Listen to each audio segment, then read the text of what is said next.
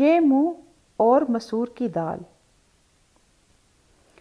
جب راجہ رنجیت سنگھ لاہور پہ قابض ہوا تو دہلی کے دربار سے وابستہ کئی ماہرین فن نے اپنی قسمت آزمانے کے لیے دربار کا رخ کیا۔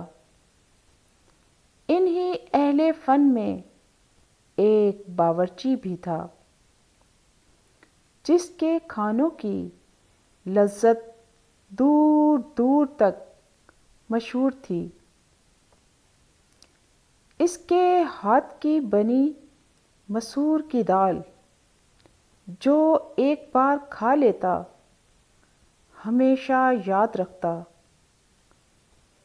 یہ بھی لاہور قسمت آزمانے کے لیے پہنچا۔ رنجیت کے دربار میں رسائی حاصل کی اور تجربے کے طور پر مسور کی دال 12 مصالحوں کے ساتھ پکائی۔ یہ دال محل میں اتنی پسند کی گئی کہ ملکہ معظمہ کی طرف سے رنجیت کو پیغام پہنچا اسے شاہی باورچی مقرر کیا جائے اور تا حکم ثانی مسور کی دال ہی پکے گی۔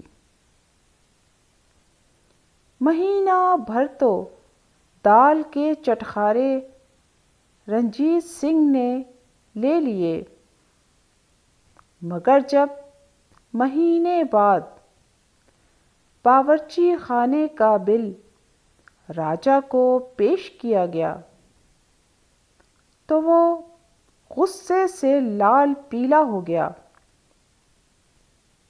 جلدی سے باورچی کو بلا بھیجا اور دریافت کیا کہ اتنا خرچ تو گوشت پہ بھی نہیں آتا جتنا تو نے دال پکانے میں لگا دیا۔ باورچی نے رنجیت سنگھ کے غصہ کو بھانپ کر التجائیہ انداز میں کہا کہ جناب دال میں 12 مصالحے ڈالے جاتے ہیں، خرچہ تو آئے گا۔ یہ سننا تھا کہ راجہ نے باورچی کی برطرفی کے احکامات جاری کر دیے۔ مایوس باورچی نے لاہور چھوڑ دیا اور کہیں اور قسمت آزمائی کے لیے چل دیا۔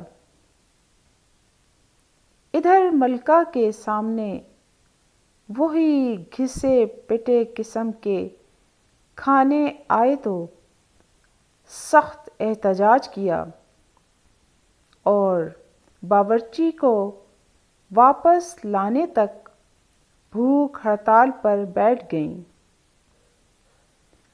راج دلاری ملکہ کی حالت دیکھ کر راجہ نے سپاہی دوڑائے اور فوری باورچی کو ڈھونڈ کر لانے کا حکم صادر کیا۔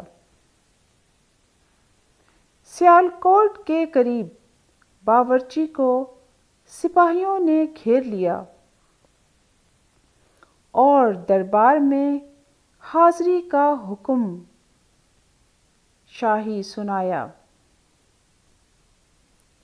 باورچی نے جب راجہ کا نام سنا تو اس نے طنزیہ کہا، یہ منہ اور مسور کی دال۔ تو جناب یہ کہاوت یہ منہ اور مسور کی دال کی اصل وجوہات